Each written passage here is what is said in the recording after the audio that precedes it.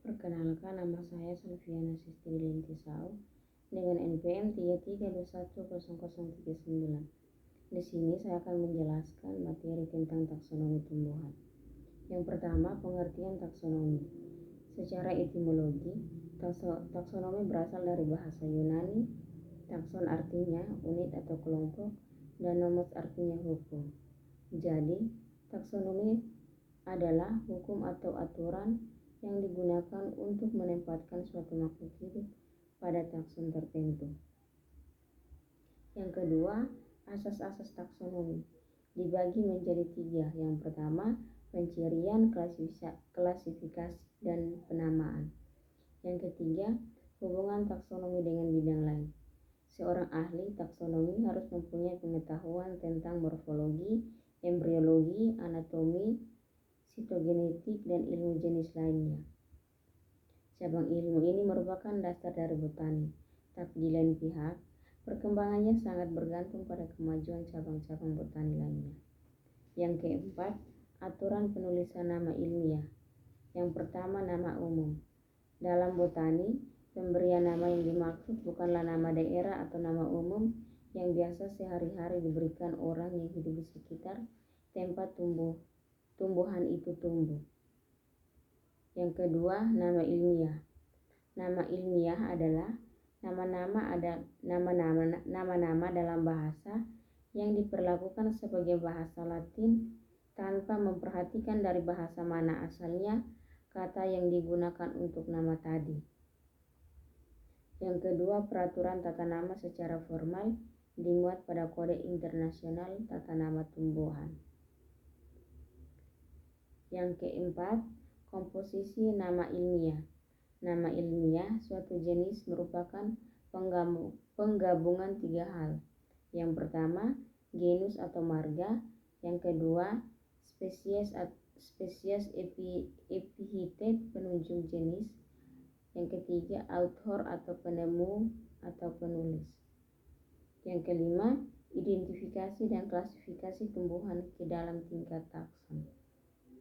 Untuk memudah penentuan hubungan kekerabatan dan memperlancar pelaksanaan penggolongan tumbuhan, maka diadakan kesatuan-kesatuan taksonomi yang berbeda-beda tingkatnya. Dalam kode tata nama suatu individu, tumbuhan dapat dimasukkan dalam tingkat-tingkat kesatuan taksonomi dalam urutan menurun beserta akhiran-akhiran nama ilmiahnya. Yang pertama, di dunia tumbuhan akhirannya regnum. Divisi, Divisiophyta, Spermophyta, filum, anak divisi, subdivisi, Physiophyta, kelas, klasis, Opsida, khusus untuk alga, Piceae, anak kelas, subklasis, Idea, bangsa, ordo, Ales, suku bangsa, subordo, Inaea, suku, familia, Aceae, anak suku, subfamilia, Oideae, puak, tribus Eae, anak puak, subtribus Inae, anak marga, subgenus, seksi, sektio, anak seksi, subsektio, deret, series, anak deret, subseries, jenis, spesies, anak jenis, subspesies, varietas, anak varietas, subvarietas, anak forma, subforma. Yang keenam, kunci determinasi.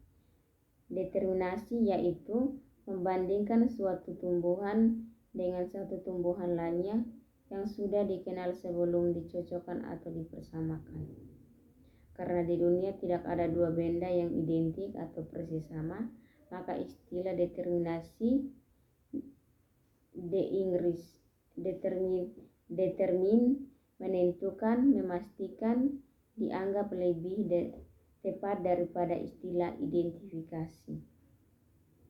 Beberapa syarat kunci determinasi yang baik antara lain: ciri yang dimasukkan mudah diobservasi, karakter internal dimasukkan bila sangat penting.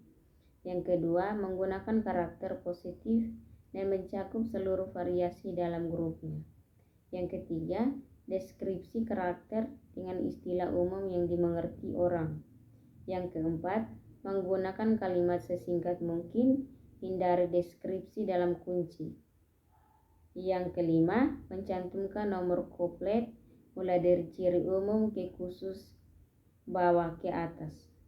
Berdasarkan cara penyusunan sifat-sifat yang harus dipilih, maka dikenal 3 macam kunci determinasi, yaitu kunci perbandingan, kunci analisis, dan sinopsis.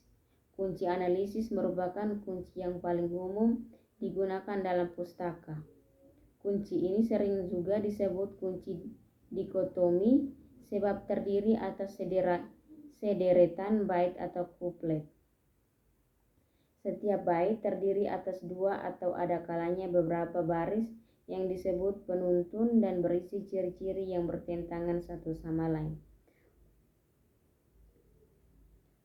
Baik, inilah hasil penjelasan saya.